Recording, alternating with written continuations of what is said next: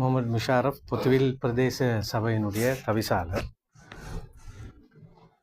பொத்துவில் பிரதேச சபைக்குட்பட்ட சுற்றுலா பயணிகள் அதிகம் வருகை தரும் பிரதேசம்தான் அருகம்பை பிரதேசம். அண்மை காலமாக இந்த அருகம்பை பிரதேசம் யார் நீங்க யார்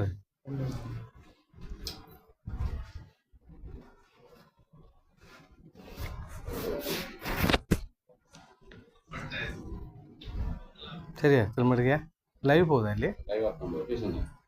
ஐயா போகுதா?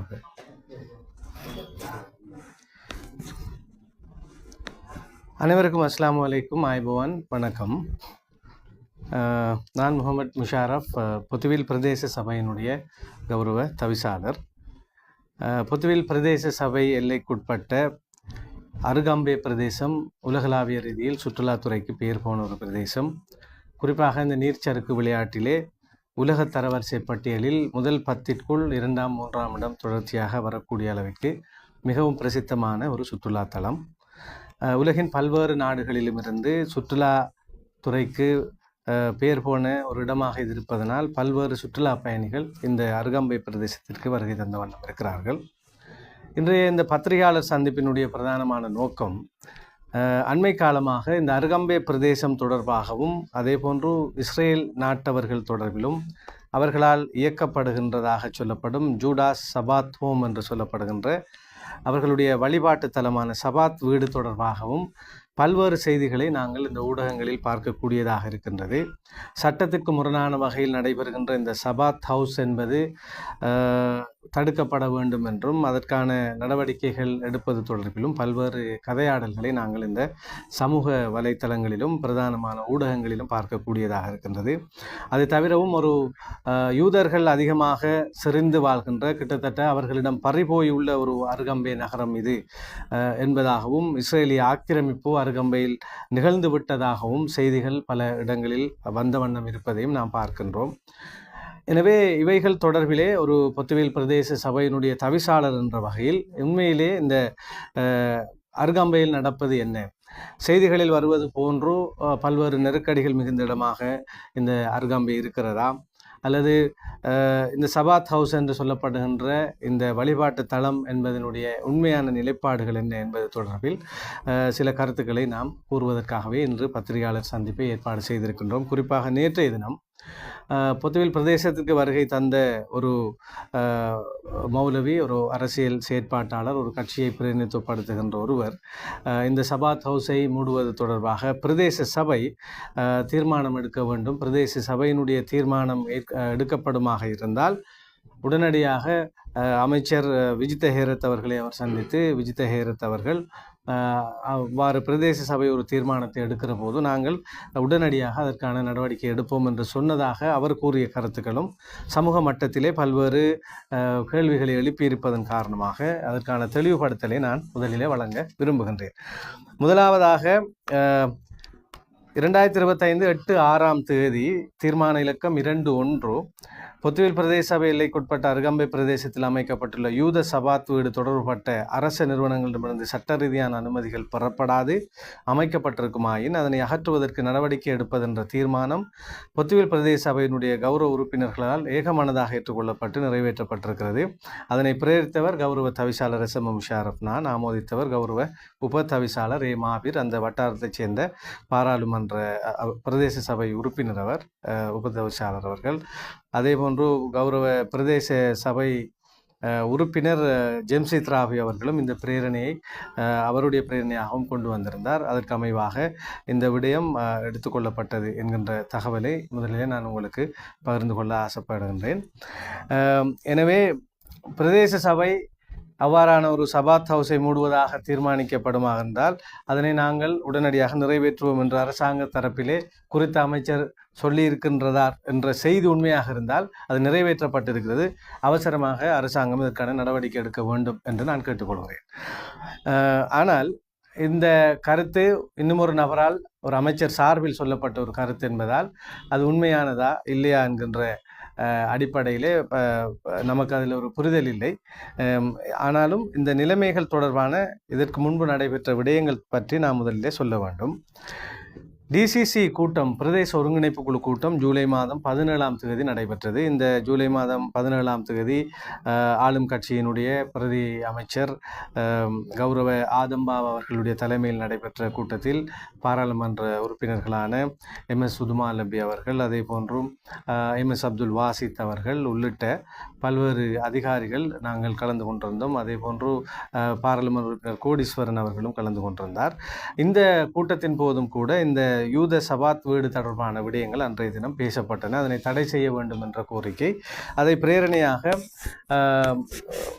ஸ்ரீலங்கா முஸ்லீம் காங்கிரசினுடைய பிரதி அமைப்பாளரும் கௌரவ பாராளுமன்ற உறுப்பினருமான MS சுதுமாலபி அவர்கள் அந்த பிரேரணையை கொண்டு வந்திருந்தார். எனவே அந்த விடயங்கள் அன்றைய தினம் பேசப்பட்ட போதும் பிரதேச செயலாளர் அவர்கள், பொத்துவில் பிரதேச செயலாளர் அவர்கள் இந்த சபாத் வீடு தொடர்பாக இதற்கு முன்பு நடைபெற்ற விடயங்கள் தொடர்பாக அங்கே விவரித்தார். குறிப்பாக டிஃபென்ஸ் பாதுகாப்பு தரப்பினர் அழைக்கப்பட்டு, அதே போன்று நாட்டில் உள்ள சகல விடயங்கள் தொடர்பான புத்தியான்சி என்று சொல்லப்படுகின்ற உளவு பிரிவுகள், அதனுடைய நிலதாரிகள் எல்லோருடைய பங்கேற்புடனும் வெளிநாட்டு அமைச்சனுடைய DG டைரக்டர் ஜெனரல் அவர்களுடைய ஏற்பாட்டிலும் தலைமையிலும் ஒரு கூட்டம், ஜூம் மீட்டிங் ஒன்று நடைபெற்றிருக்கிறது. அதிலே இந்த யூத சபாத் ஹவுஸ் தொடர்பாக அதனுடைய உண்மைத்தன்மை என்ன, இதனுடைய ஆவணங்கள் எங்கே இருக்கின்றன, இவர்கள் எங்கே பதிவு செய்யப்பட்டிருக்கிறார்கள் என்கின்ற விடயங்கள் அங்கே அலசி ஆராயப்பட்டிருக்கிறது. அதன் அடிப்படையில் இலங்கையிலே 5 சபாத் ஹவுஸ்கள் காணப்படுகின்றன. குறிப்பாக இப்போ அருகம்பையிலும் கோலிலும் அதே போன்ற எல்லே, கொழும்பு உள்ளிட்ட 5 இடங்களில் இந்த சபாத் ஹவுஸ்கள் காணப்படுகின்றன. இந்த 5ம் ஒருவருடைய பேரில் பதிவு செய்யப்பட்ட இடமாக அது இயங்கி வருகிறது.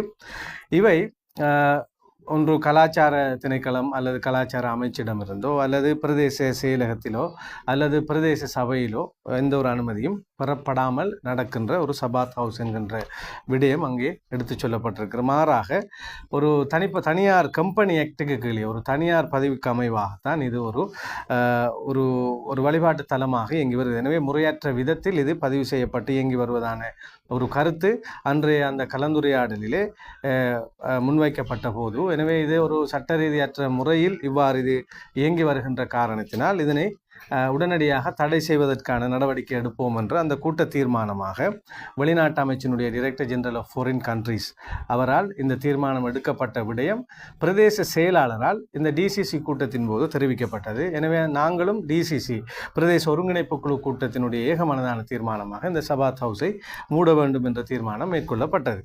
எனவே கிட்டத்தட்ட 2 மாதம் அளவில் இந்த வெளிநாட்டு அமைச்சினுடைய டைரக்டர் ஜெனரலால் நடாத்தப்பட்டு எடுக்கப்பட்ட தீர்மானம் நிறைவேற்றப்பட வேண்டிய பொறுப்பு இந்த அரசாங்கத்தை சார்ந்தது. அவர்கள் அதனை நிறைவேற்றி இருக்க வேண்டும் என்று நாம் எதிர்பார்க்கிறோம். இவ்வாறு இருக்கத்தக்கதாக பொத்துவில் பிரதேச சபை தவிசாளர் பொத்துவில் பிரதேச சபை தீர்மானம் நிறைவேற்றுமாக இருந்தால் நாங்கள் உடனடி நடவடிக்கை எடுப்போம் என்று சொல்வது சீலைக்கு மேலால் சொருகிற ஒரு விஷயமாகத்தான் நான் ஒரு தவிசாளராக இதனை பார்க்கிறேன். ஏனென்றால் பிரதேச சபையினுடைய எல்லைக்குள் இருக்கின்ற இந்த சபாத் ஹவுஸ் தொடர்பான எங்களுடைய அதிகார எல்லை, சட்ட ரீதியான வரம்பு என்ன என்பதை பற்றி முதலில் நான் உங்களுக்கு தெளிவுபடுத்த வேண்டும். அங்கே ஒரு ரெஸ்டாரண்ட் ஒன்று அமைக்கப்பட்டிருக்கிறதாக தான் ஆரம்பத்தில் அது சொல்லப்பட்டிருக்கிறது. அந்த ரெஸ்டாரண்ட்டோ அல்லது அமைக்கப்பட்டிருக்கிற கட்டடமோ இங்கு பதிவு செய்யப்படவில்லை. எனவே நாங்கள் பதிவு செய்யப்படாத முறைப்படி அனுமதி பெறாத ஒரு கட்டிடம் தொடர்பாக அதற்கு நடவடிக்கை எடுக்க நாங்கள் உறுத்துடையவர்கள் அந்த நடவடிக்கைகளை எடுத்திருக்கின்றோம். குறிப்பாக அதே போன்றும் அது ஒரு சபாத் ஹவுஸாக இயங்குகிறதா இல்லையா என்பது தொடர்பிலும் அதனுடைய ரெஜிஸ்ட்ரேஷன் என்ன அடிப்படையிலே நடைபெறுகிறது என்பது தொடர்பிலும் ஒரு குழு நியமிக்கப்பட்டு அங்கே இப்பொழுது நடந்து கொண்டிருக்கின்ற விடயங்கள் தொடர்பான ஒரு அறிக்கையை எமது சபையினுடைய 8ஆம் மாத 6ஆம் தேதிய தீர்மானத்திற்கு அமைவாக ஒரு அறிக்கை சமர்ப்பிக்கும்படி நான் கேட்டிருக்கின்றேன். அந்த அடிப்படையில் பெறப்படுகின்ற அறிக்கைகளை கொண்டு முறையான விதத்தில் எங்களுக்கு ஒரு கட்டட அனுமதி பெறாமல் இருக்கின்ற விடத்து அதற்கு எதிராக நடவடிக்கை எடுக்கின்ற உரிமை எங்களுக்கு இருக்கிறது. அதே போன்று அதனை மீறி அவ்வாறான ஒரு கட்டிட நிர்மாணம் தொடர்ந்து நடக்குமா என்றால் இடைநிறுத்துவதற்கோ அதனை அகற்றுவதற்கு கூட பிரதேச சபைக்கு அதிகாரம் உண்டு. அதனையும் தாண்டி ஒரு உல்லாச பயண ஹோட்டல்கள் இருக்கிற ஒரு இடத்திலே இவ்வாறான ஒரு வழிபாடு நடந்து அல்லது அது மிகவும் சப்தமான ஒரு வழிபாட்டாக மாறி அது மக்களுக்கும் ஏனையவர்களுக்கும் தொந்தரவாக பொது தொல்லையாக மாறி அந்த பொது தொல்லை தொடர்பாக ஒரு முறைப்பாடு வருமாக இருந்தால் அதனை நிறுத்துவதற்கான அனுமதியும் எமக்கு உண்டு. இதனை தாண்டி ஒரு மத வழிபாட்டு தலமாக அது இயங்குவதற்காக அது பதிவு செய்ய வேண்டுமாக இருந்தால் மதம் கலாச்சாரம் தொடர்பான அமைச்சிலே அவர்கள் பதிவு செய்யப்பட்டிருக்க வேண்டும். அவ்வாறு பதிவு செய்திருக்கிறார்களா இல்லையா என்பதை பார்த்து அவ்வாறு பதிவு செய்யாத விடத்து அதனை தடுப்பதற்கான குறித்த நிறுவனமாக நாங்கள் இல்லை என்பதை மிக முக்கியமாக தெரிந்து கொள்ள வேண்டும். எனவே அவர்கள் அதற்கான நடவடிக்கையை இந்த அரசாங்கம் தொடர்பிலே அவர்கள் எடுக்க வேண்டும் என்று நான் விரும்புகின்றேன். எனவே இதிலே இன்னும் சில முக்கியமான விஷயங்களை சொல்ல வேண்டும். பிரதேச சபை இங்கு வருகின்ற இஸ்ரேலியர்கள் இங்கு சுற்றுலா பயணிகளாக வருவது என்று நேற்றல்ல கிட்டத்தட்ட ஒரு 20-25 வருடம் அருகாம்பை பிரதேசத்துக்கு வருகை தந்து கொண்டிருக்கிறார்கள். எனவே ஒரு சுற்றுலா பயணிகளாக இந்த நாட்டிற்குள் வருபவர்கள் அருகாம்பைக்குள் வருபவர்கள் தொடர்பில் எங்களுக்கு எவ்விதமான பிரச்சனைகளுமே இல்லை.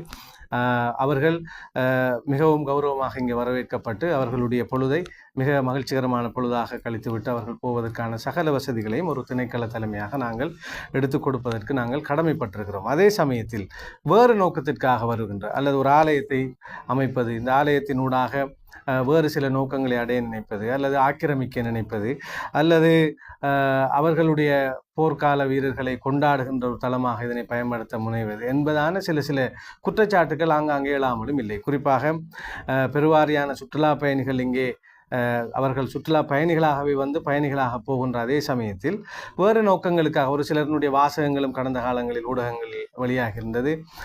ஈரான் இஸ்ரேல் யுத்தத்திற்கு பிறகான காலகட்டத்திலே அவர்களுடைய போர் படை வீரர்களை புகழ்ந்து எழுதுவதும் பேசுவதும் ஏனைய படை வீரர்களை தாழ்த்தி பேசுவதுமான ஒரு அரசியல் நோக்கத்துக்கு அமைவாக சில நடவடிக்கைகளை அவர்கள் மேற்கொள்ள முனைந்த போதுதான் இது பிரச்சனையாக உருவெடுத்ததாக நான் பார்க்கின்றேன்.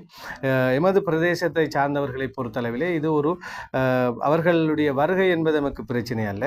இஸ்ரேல் நாட்டவர்கள் பற்றிய பொதுவான ஒரு அபிப்பிராயம் உண்டு. இஸ்ரேல் பாலஸ்தீன பிரச்சனைகளே பாலஸ்தீனம் என்கின்ற ஒரு தேசத்திற்குள் சென்று இஸ்ரேல் என்று ஒரு தேசமாக இருக்கிறது, பாலஸ்தீனம் ஒரு தேசமாக தன்னை அடையாளப்படுத்த போராடுகிறது என்கின்ற அளவிலே தான் சென்று அடைக்கலம் புகுந்த இடத்தையே தனக்குரிய ஒரு இடமாக மாற்றிய இஸ்ரேல் தேசம் குறித்த பயம் உலகம் முழுவதும் இல்லாமலே.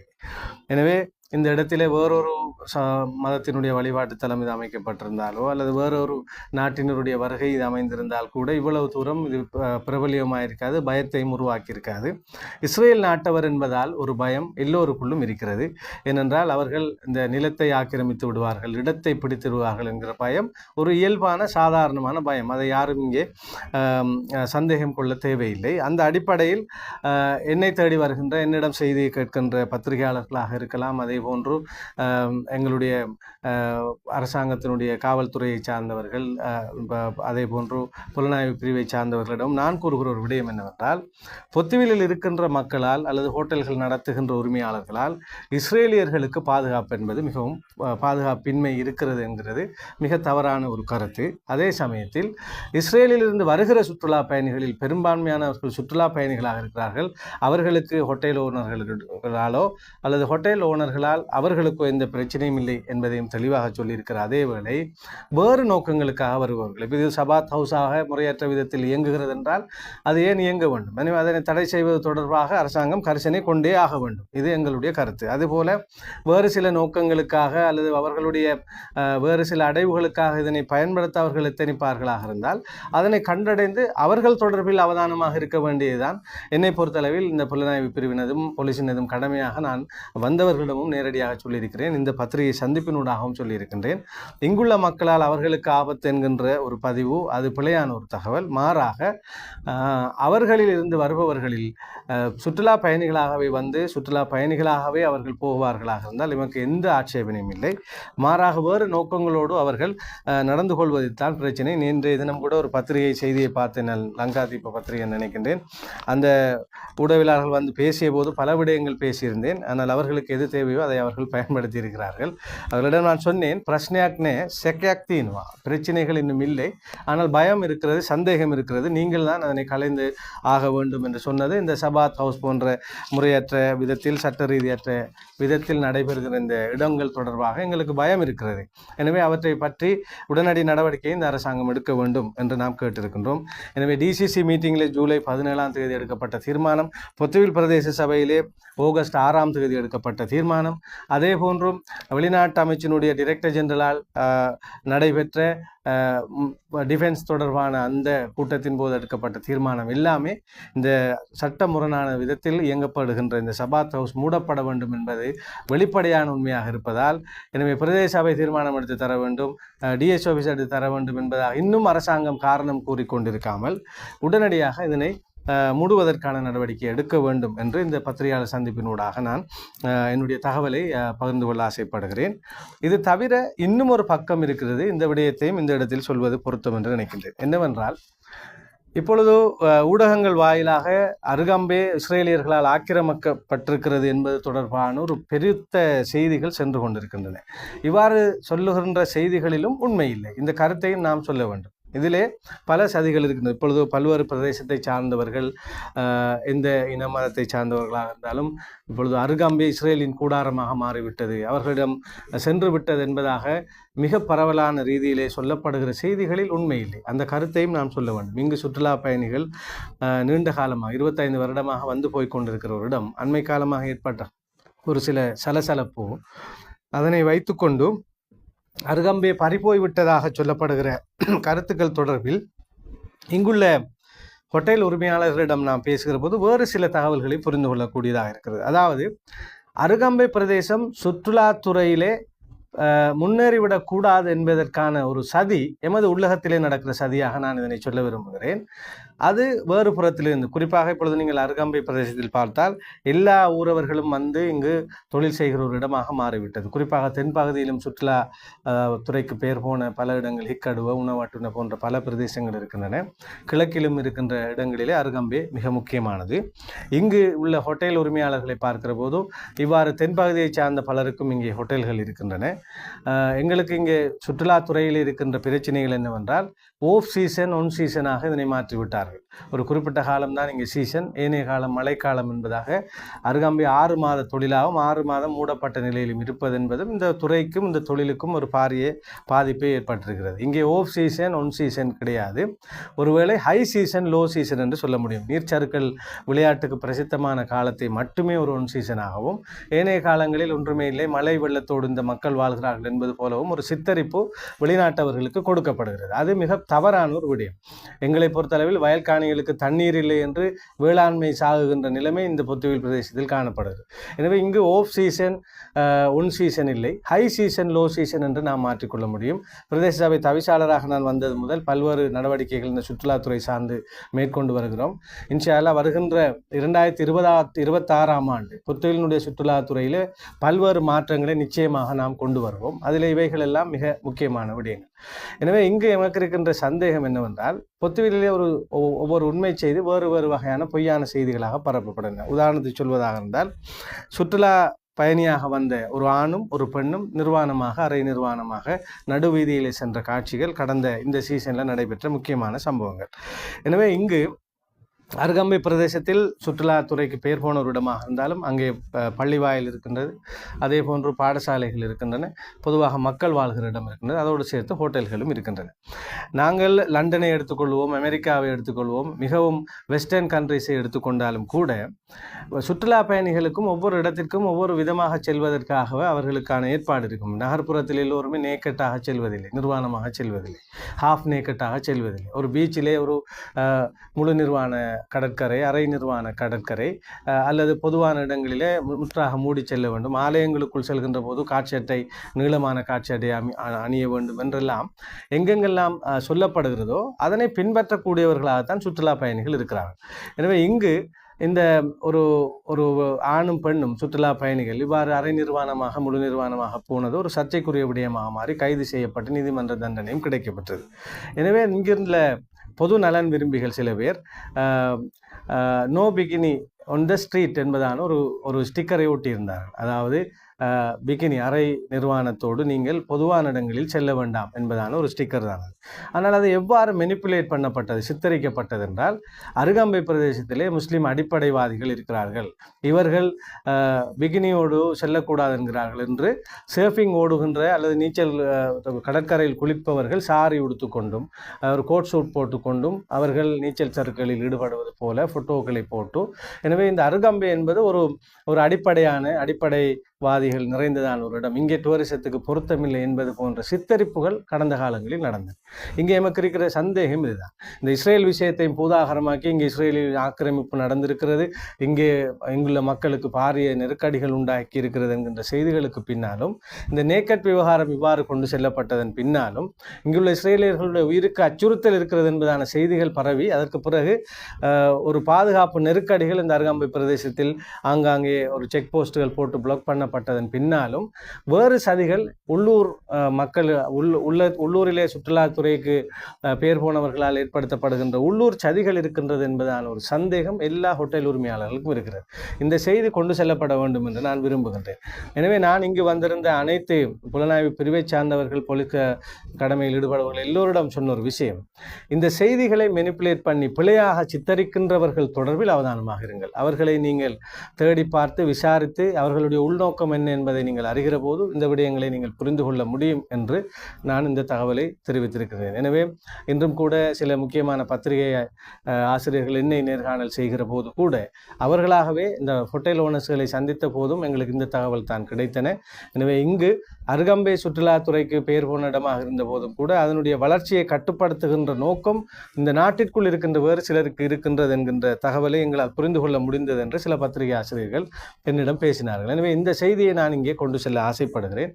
எனவே சபாத் ஹவுஸ் இங்கே அமைய பெற்றிருப்பதும் அல்லது இஸ்ரேலிய மக்களால் இங்கே ஒரு பாதுகாப்புக்கான அச்சுறுத்தல், ஒரு இட அமைவுக்கான அச்சுறுத்தல் ஏற்படுமாக இருந்தால் அதனை முற்றாக நாங்கள் தடுப்பதற்கும் அதை அகற்றுவதற்குமான அனைத்து நடவடிக்கைகளையும் இந்த பிரதேச சபையினுடைய தவிசாளர் என்ற வகையில் நானும் என்னுடைய கௌரவ உறுப்பினர்களும் எடுக்கின்ற அதேவேளை பிரதேச செயலகம் அதற்கு தயாராக இருக்கிறது. அதில் எந்த மாற்று கருத்தும் இல்லை. அதே சமயத்தில் அருகாம்பை பிரதேசம் என்பது ஒரு நெருக்கடி மிகுந்ததாக மாறிவிட்டது, சுற்றுலாத்துறைக்கு பொருத்தமற்றதாக இருக்கிறது என்பது போன்று வெளியிலே மிகையாக பரப்பப்படுகின்ற இந்த பொய் கருத்துக்களையும் மக்கள் நம்ப வேண்டாம் என்கின்ற தகவலை சொல்ல வேண்டிய தார்மீக பொறுப்பு இருக்கிறது. ஏனென்றால் பொத்துவில் பிரதேசத்தை பொறுத்தளவில் எமது சுற்றுலாத்துறை என்பது எங்களுடைய ஆதாயம், எங்களுடைய வருமானத்தினுடைய மிக முக்கியமான ஒரு வழி.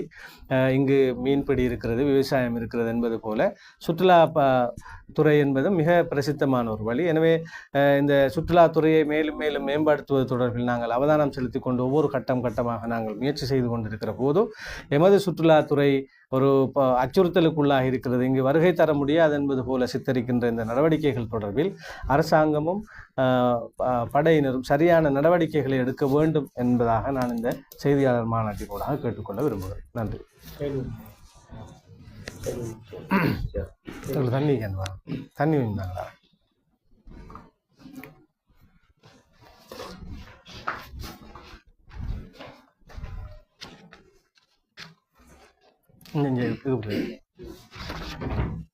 இல்லையா?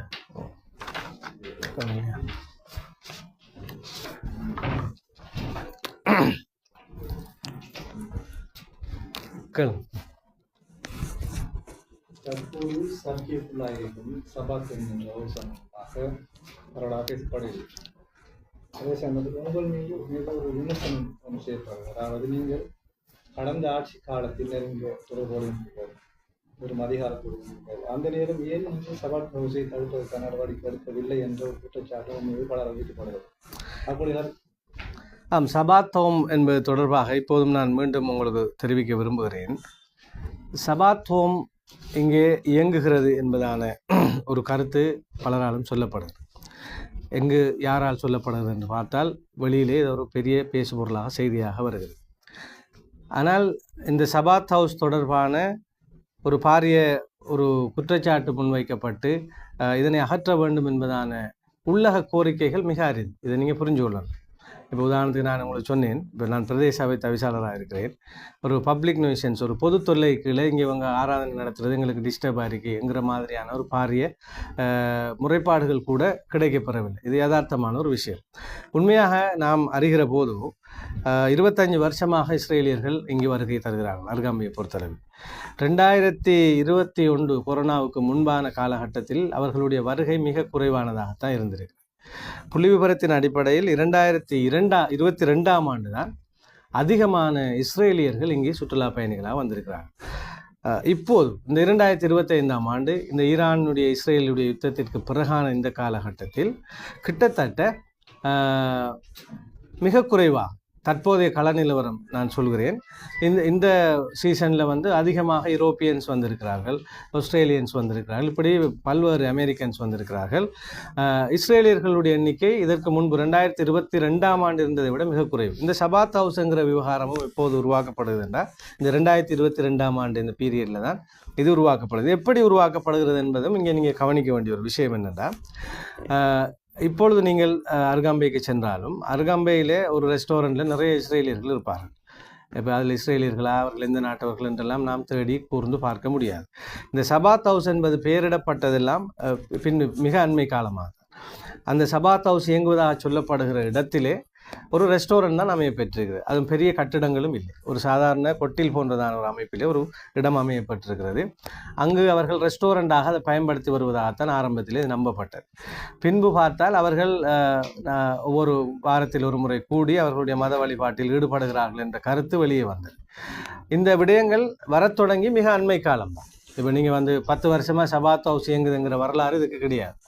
2022க்கு பிறகு இது ஒரு ரெஸ்டாரண்ட்டாக உருவாக்கப்பட்டு அது ரெஸ்டாரண்ட்டாகவே இயங்கி ஒரு சில இஸ்ரேலியர்கள் போகிற இடமாக மாறி பல இஸ்ரேலியர்கள் போகிற இடமாக மாறி வருகிற எல்லா இஸ்ரேலியர்களும் சேர்ந்து அங்கே ஆராதனை செய்கிற ஒரு இடமாக மாறி இருக்குது. இதில் நிறைய சென்சிட்டிவான ஒரு விடயம் இருக்கிறது. இந்த இஸ்ரேலியர்களோடு பேசிய ஒரு ஹோட்டல் உரிமையாளரிடம் பேசிய ஒரு விஷயம்தான், நாங்கள் வந்து எங்களுடைய மத நம்பிக்கையின் பிரகாரம் வழிபாட்டில் ஈடுபடுகிறோம், அது அந்த இடம் இல்லாட்டியும் நாங்கள் பீச்சில் எல்லாருமா சேர்ந்து அதனை செய்வோம் என்பதான ஒரு கருத்தும் இங்கே சொல்லப்பட்டிருக்கிறது. எனவே இது ஒரு சென்சிட்டிவான ஒரு இஷ்யூவாக இருப்பதால் சட்ட ரீதியான வரம்புக்குள் இல்லாது சட்ட முரணாக அவர்கள் எதை செய்கிறார்களோ அதை மட்டும்தான் நாம் தடுக்க முடியும். எனவே நீங்கள் சொன்னது போன்று நான் 2020 24ஆம் ஆண்டு வரையிலுமான காலத்தில் பாராளுமன்ற உறுப்பினராக இருந்தேன். 2023ஆம் ஆண்டிற்கு பிறகுதான் டிசிசி சேர்மனாக கூட நான் கடமையாற்றினேன். என்னுடைய காலகட்டத்தில் ஒரு பெரும் பேசுபொருளாக இது மாறவில்லை. இப்போது அண்மை காலமாகத்தான் இது ஒரு பாரிய ஒரு பேசுபொருளாக மாறியது என்னவென்றால் அந்த இடம் ரெஸ்டாரண்டா என்ன என்பதான ஒரு தெளிவின்மை. இப்போ அது வந்து ரெஸ்டாரண்ட் என்ற பெயரில் இருந்தாலும் இது ஒரு வழிபாட்டு தலமாக மாறி இருக்கிறது என்ற செய்திகள் மிகையாக்கப்பட்டது மிக அண்மையான ஒரு காலகட்டத்தில். எனவே இதுதான் பொருத்தமான ஒரு தருணம் அதற்கு எதிராக நடவடிக்கை எடுப்பதற்கு. கடந்த காலங்களில் வந்து அருகாம்பை ஆட்டோ சங்கத்தினால் வந்து ஒரு ஆர்ப்பாட்டம் ஏற்பாடு செய்யப்பட்டது. அவங்களுடைய வாழ்வாதாரமாக செய்யப்படும் அந்த ஆட்டோத்துறையில் வந்து செய்வது கஷ்டமாக இருக்குது. வெளியிலிருந்து ஆட்டோக்களை கொண்டு வந்து வாடகைக்கு விடுவதாக வந்து அவங்க பெரிதும் ஒரு கஷ்டத்தில் இருக்கிறாங்க. எனவே இதை தடுப்பதற்கு ஒரு முயற்சி எடுக்கப்பட்டாலும் அதை பின்னடைவை தான் கொண்டு வந்திருக்கு. இது சம்பந்தமாக நம்முடைய கருத்தை சொல்லலாம். 3 தினங்களுக்கு முன்பதாக நாங்கள் ஒரு கூட்டத்தினை ஏற்பாடு செய்திருந்தோம் பிரதேச சபையால். அதிலே பொத்துவில் இருக்கின்ற ஆட்டோ ஓனர் சொசைட்டி, அருகாம்பையினுடைய ஆட்டோ ஓனர் சொசைட்டி, அதுபோல் நீங்கள் சொன்னது போல் வெளியிலிருந்து வந்து இங்கு ஆட்டோ சங்கங்களாக இயக்கவில்லை, ஒரு தனியார் நிறுவனம். அவர்கள் சொல்கிறார்கள், நாங்கள் ஆன்லைன் மூலமாக புக் செய்யப்படுபவர்களை நாங்கள் சேர்த்து அவர்களுக்கு நாங்கள் ஆட்டோ வழங்கும். உதாரணம் சீக்கிரியாவிலேருந்து எங்களுக்கு ஆட்டோ வேண்டும், அவங்க செல்ஃப் டிரைவிங்குக்கு நாங்கள் ஆட்டோவை கொடுக்குறோம். அவங்க அருகாமைக்கு வருவாங்க, கோலுக்கு போவாங்க, கொழும்புக்கு போவாங்க. இது வந்து எங்களோட ஆன்லைன் சர்வீஸ் என்று அவர்கள் பதில் எடுத்திருந்தார்கள். அதே போல் அருகாம்பையில் இருந்தவர்கள் ஆட்டோ கேட்டால் இங்கு கொடுப்பதற்காகத்தான் நாங்கள் ஒரு கிளை காரியாலயம் திறக்க முற்படுகிறோம் என்று ட்ரேட் லைசனுக்காக எங்களிடம் வந்தார்கள். இதுவரையிலும் அவர்களுக்கு ட்ரேட் லைசன் வழங்கப்படவில்லை. ஏனென்றால் பொத்துவில் ஆட்டோ சொசைட்டி அருகாம்பை ஆட்டோ சொசைட்டியினுடைய ஒரு எதிர்ப்பு இருந்த காரணத்தினால் கடந்த வாரம் ஒரு கூட்டம் ஏற்பாடு செய்யப்பட்டிருந்தது. அதிலே முறையாக அந்த அவர்களுக்கான அறிவித்தல் கொடுக்கப்படவில்லை. அதனுடைய உரிமையாளர் கொழும்பில் இருந்த காரணத்தினால் அவர் வருகை தர முடியவில்லை. இந்த வாரம் நாங்கள் ஒரு மொபைல் சர்வீஸாக அருகாம்பை முழுவதும் செல்ல இருக்கின்றோம். ஆட்டா சொசைட்டியினருடைய பல்வேறு கோரிக்கைகளை நாங்கள் அங்கு அலசுவதோடு இவர்களுடைய இந்த கிளை காரியாலயம் திறப்பதற்கு அனுமதிப்பதா இல்லையா என்பது தொடர்பிலான தீர்மானத்தையும் அன்றைய தினம் மேற்கொள்ள இருக்கின்றோம். நான் நினைக்கிறேன் கடைசியாக நடைபெற்ற கூட்டத்திற்கு சமூகம் அளித்திருந்த பொத்துவில் மற்றும் அருகாம்பை ஆட்டோ ஓனர் சொசைட்டியை சார்ந்தவர்கள் சந்தோஷத்தோடு தான் போனார்கள். அதுக்குரிய ஆக்ஷன் விரைவாக எடுக்கப்படும். இன்னும் ஒரு விஷயம் இருக்கிறது. இப்பொழுது காலம் மிக வேகமாக முன்னேறி கொண்டிருக்கிறது. அந்த ஆட்டோ சொசைட்டிக்கிட்டையும் நான் சொன்ன ஒரு விஷயம்தான். மிக பிரசித்தமான ஒரு சர்வீஸ் இருக்கிறது, ஊபர் இருக்கிறது, பிக்மி இருக்கிறது. நான் வெளிப்படையாக சொல்வதாக இருந்தால் கிழக்கு மாகாணத்திற்கு இப்பொழுது பிக்மியும் வந்திருக்கிறது. அந்த பிக்மி சர்வீஸினுடைய அடிப்படை அல்லது ஊபர் சர்வீஸினுடைய அடிப்படை என்னென்று பார்த்தால் இந்த ஊரில் உள்ள ஆட்டோ உரிமையாளர்கள் தான் அதில் ரெஜிஸ்டர் பண்ணுவார். ரெஜிஸ்டர் பண்ணுகிற போது அவர்களுக்கு ஒரு அழைப்பு வந்தால் அவர்கள் ஹையருக்கு போகணும். அது ஒரு முறை. எனவே அத்தகைய விடயங்களை தடுப்பது தொடர்பாக நாம் நிறைய யோசிக்க வேண்டி இருக்கிறது என்றால் இங்குள்ளவர்கள் பயன்பெறப்போம். ஆனால் இந்த இன்னும் ஒரு சர்வீஸ் இங்கே வந்திருக்கிறது. அந்த அவர்களுடைய ஆட்டோவிலே செல்ஃப் டிரைவிங்காக கொடுக்குற விஷயம் சம்பந்தமாக நிச்சயமாக நாம் ஒரு முடிவெடுப்போம். ஆனால் உங்களுடைய கேள்விக்கு பின்னால் இருக்கின்ற இன்னும் ஒரு உண்மை இருக்கிறது. என்னவென்றால் இப்பொழுது அருகாம்பை என்பது எமது ஊர் மக்களால் பயன்பெறக்கூடிய ஒரு பிரதேசமாக இல்லாமல் யார் யாரோ வந்து பயன்பெறக்கூடிய ஒரு இடமாக மாறி இருக்கிறது என்பதில் யதார்த்தம் உண்டு. குறிப்பாக மோட்டோ பைக்கிள் ரெண்டல் கொடுப்பவர்கள், சாதாரண பைசிக்கல் ரெண்டல் கொடுப்பவர்கள், அதே போல் இந்த 3 வீல் ரெண்டல் கொடுப்பவர்கள் என்று பலருமே எங்களுடைய பிரைவேட் பஸ்ஸிலே ஒவ்வொரு வாகனமாக வந்து இறங்குகிறது. எனவே எமது ஊரை சார்ந்தவர்கள் அல்லாமல் வெளியில் இருப்பவர்கள் அதிகம் பயன்பெறக்கூடிய ஒரு விடயமாக இது மாறி இருக்கிறது. இந்த விவகாரம் தொடர்பாக நான் ஏற்கனவே சொன்னது போல நாங்கள் கட்டங்கட்டமாக ஒரு சீர் அமைப்பை செய்து வருகிறோம். இந்த சீசனும் கூட இன்னும் ஓரிரு மாதங்களில் நிறைவு பெற இருக்கிறது. கட்டாயமாக 2026ஆம் ஆண்டு மலர்ந்து அதுக்கான எங்களுடைய டூரிசம் ஆரம்பிக்கப்படுகிற போது தேவையான அனைத்து சட்டங்களும் பொத்துவில் பிரதேச சபையால் அது சட்டமாக்கப்பட்டு பைலோவாக்கப்பட்டு கெசட் அமைக்கப்பட்டு இங்கு யார் தொழில் செய்ய வேண்டும், எப்படி தொழில் செய்ய வேண்டும் என்ற பிரதான சட்டத்திற்கு முரணான வகையில் எங்களோட பைலோக்களையும் நாங்கள் உருவாக்கி வர்த்தமானிகளையும் வெளியிட்டு இதை ஒரு முறைப்படுத்தப்பட்ட ஒரு சுற்றுலாத்துறையாக மாற்றுவோம் என்ற நம்பிக்கை இருக்கிறது. நாமும் வந்து ஒரு மாதம்தான் ஒவ்வொன்றாக அடையாளம் கண்டு மெல்ல மெல்ல அது தொடர்பாக நாங்கள் என்ன செய்யலாம் என்பது பற்றி பரிசீலித்து வருகிறோம். அடுத்த வருடம் பல நெருக்கடிகள் இந்த அருகாம்பையில் குறையும் என்பதை எங்களால் உறுதியாக சொல்ல முடியும்.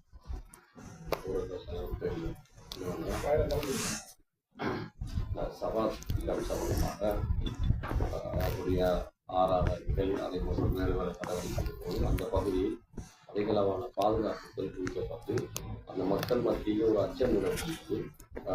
அவர்களை விட அதிகமான பாதுகாப்பு ராணுவம் இருக்கு, அதே போன்ற போலீஸ் அப்படின்னு அதிகமான பாதுகாப்பை கொடுத்து அந்த பகுதியில் இருக்கிற மக்கள் மத்திய சாதாரண மக்கள் மத்தியில் ஒரு அச்சம் நிலவுகிறது. இதனை கருத்தில் கொண்டு இதனை ஒரு சுமூகமான நிலைக்கு கொள்வதற்கான ஒரு ஆயத்தை செய்வது இல்லை. அதான் எங்களுடைய சட்ட வரம்புகளுக்குள்ள விடயங்களே நாங்கள் நடைபெற்று கொண்டிருக்கிறது. நாங்கள் அதை செய்து கொண்டிருக்கிறோம். இப்பொழுதும் நான் இந்த பத்திரிகையாளர் செய்தியாளர் சந்திப்பில் சொல்கிற விஷயம் என்னவென்றால் அரசாங்கம் இதற்கு தீர்க்கமான முடிவினை எடுக்க வேண்டும். இந்த சாரிக்கு மேலே சொரிகிற விஷயங்கள் சரி வராது. இது ஒரு இன்டர்நேஷ்னல் ரிலேஷன்ஷிப்போடு சம்பந்தப்பட்ட ஒரு விடயம். சர்வதேச விடயங்களோடு எமது நாட்டிற்கு அதிகமாக இஸ்ரேலியர்கள் தான் சுற்றுலா பயணிகளால் வருகிறார்கள். எனவே அவர்கள் கையாளுகிற போது மிக அவதானமாக இருக்க வேண்டும் என்பதில் அரசு கரிசனை கொள்கிறது என்பது நமக்கு புரிகிறது. ஆனால் ஒரு சட்ட முரணான விடயத்திலே நடைபெறுகிற விஷயங்கள் தொடர்பாக மிக வேகமாக நடவடிக்கைகள் எடுக்க இந்த அரசாங்கம் தயங்கக்கூடாது என்பதுதான் என்னுடைய கருத்து. இந்த நாங்கள் எங்களுடைய டிசிசி கூட்டத்திலே நாங்கள் தெரிவித்த கருத்துக்கள், எடுத்திருக்கிற முடிவுகள், பிரதேச சபையால் எடுத்திருக்கிற முடிவுகள் எல்லாம் அதனை குறிப்பிடுவதாகத்தான் இருக்கின்றன. அரசும் அந்த முடிவினை எடுத்திருக்கிறது என்றால் அதனை அமுல்படுத்துவதுதான் தேவையாக இருக்கிறது. இனி ஒரு பிரச்சனை, ஒரு முரண்பாடு வருகிற போது அது மேலும் பல பிரச்சனையை தோற்றுவித்து விடக்கூடாது என்பதற்கான ஒரு பாதுகாப்பு நடவடிக்கையாகத்தான் அங்கே இராணுவத்தினர் அது தாக்கப்படலாம். அல்லது அங்கே உள்ள இஸ்ரேலியர்கள், உங்களுக்கு தெரியும், நீங்கள் கேள்விப்பட்டிருப்பீர்கள், இங்கு இஸ்ரேலியர்களை குறிவைத்து ஒரு உயிர் தாக்குதல் நடைபெற இருக்கிறது என்பதாக சொல்லப்பட்டு இங்கே வந்து 2-3 பேர் கைது செய்யப்பட்டதான சம்பவமும் புலனாய்வு தகவல் வாயிலாக நாம் அறிந்தோம். அது எந்த ஹோட்டலில் யார் கைது செய்யப்பட்ட எங்களுக்கு தெரியாது. அதுதான் எங்களுக்கு மிகப்பெரிய ஒரு சந்தேகமான விடயங்களில் அவைகளையும் தான் பார்க்கிறோம். இப்போ நாங்கள் அறிந்த இந்த ஹோட்டலில் நின்ற இந்த நபர் கைது செய்யப்பட்டார்னு எங்களுக்கு தெரியாது. யாரோ ஒரு வெளிநாட்டு நபர் இங்கு வந்து அவ்வாறான தாக்குதல் மேற்கொள்ளவிருந்ததாக சொல்லப்பட்டு கைது செய்யப்பட்டு போனதான செய்திகளை நாங்கள் கேட்கிறோம். இங்கே இருக்கிறவங்க எங்கள்கிட்ட தான் இந்த அருகாம்பையினுடைய சுற்றுலாத்துறை பாதிக்கப்படும் வகையிலான நடவடிக்கைகளிலே என்ன வகையான பின்புலங்கள் இருக்கின்றன என்ற சந்தேகங்கள் இவைகளால் தான் உருவாகிறது. நேக்கட் நோ பிகினி என்பது ஒரு வகையாக சித்தரிக்கப்படுது. திடீரென்று அருகாம்பையிலே ஒரு பாதுகாப்பு இல்லை என்று சொல்லப்படுது. உடனே செக் போஸ்டுகள் போடப்படுகின்றன. எனவே இங்கே உண்மையான நெருக்கடி இருக்குது. டூரிஸ்டுகள் கூட அதிகமாக இவ்வாறான செக் போஸ்ட்டுகள் அதிகமான இராணுவத்தினர் குவிக்கப்படுகிற போது மிகுந்த சிரமத்துக்குள்ளாகிறார்கள். நாங்கள் அதில் ஒன்று செக் போஸ்ட்டை எடுத்திருந்தோம் ஒரு டிசிசி கூட்டத்திலே கதைத்து. எனவே இந்த நெருக்கடிகள் அகல வேண்டும் என்பதுதான் எங்களுடைய விருப்பம். இது உண்மைக்குண்மையான நெருக்கடி தானா அல்லது மாயமாக தோற்றுவிக்கப்படுகிற நெருக்கடியா என்ப சந்தேகம் எனக்கு இருக்கிறது. அதைத்தான் நான் சிங்கள பத்திரிகை சார்ந்தவர் வருகிற போது சொன்னேன். இன்னும் பிரச்சனை இல்லை, ஆனால் பயம் இருக்கிறது, சந்தேகம் இருக்கிறது. எனவே இந்த சந்தேகம் இஸ்ரேலியர்கள் மீது மட்டுமல்ல, இங்குள்ள சுற்றுலா பயண துறையில் மேற்கொள்கின்றவர்கள் எமது பிரதேசத்தை சார்ந்த சுற்றுலாத்துறைக்கு போட்டியாக நினைப்பவர்களாலும் இது ஏற்படுத்தப்படுகிறதா என்ற பலத்த சந்தேகம் இருக்கிறது. இஸ்ரேலிய சபா திட்டத்தை முன்னெடுத்து புதிய பிரதேச தீர்மானம் நிறைவேற்றினால் அது குறித்து தேவையான நடவடிக்கைகளை அரசு எடுக்கும் என அமைச்சர் உறுதியளித்தார். அதைத்தான் இவ்வளோ நேரம் சொன்னேன். அதைத்தான் நான் இவ்வளோ நேரம் பத்திரிகையாளர் சந்திப்பில் உங்களுக்கு சொன்னேன். இப்போ அமைச்சர் விஜித ஹேரத் அதை சொன்னாரான்னு தெரியாது. அதை சொன்னார் என்று இவர் யாரிடமும் சொன்னதாக ஒரு செய்தியை பார்த்தோம். அவர் அமைச்சர் சொல்லியிருந்தால் அவரை வரவேற்கிறோம். 8ஆம் மாதம் 6ஆம் தேதி நாங்கள் தீர்மானம் எடுத்திருக்கிறோம். உடனடியாக அதனை இழுத்து மூடுமாறு நாங்கள் தயவுடன் கேட்டுக்கொள்வோம். சரியா?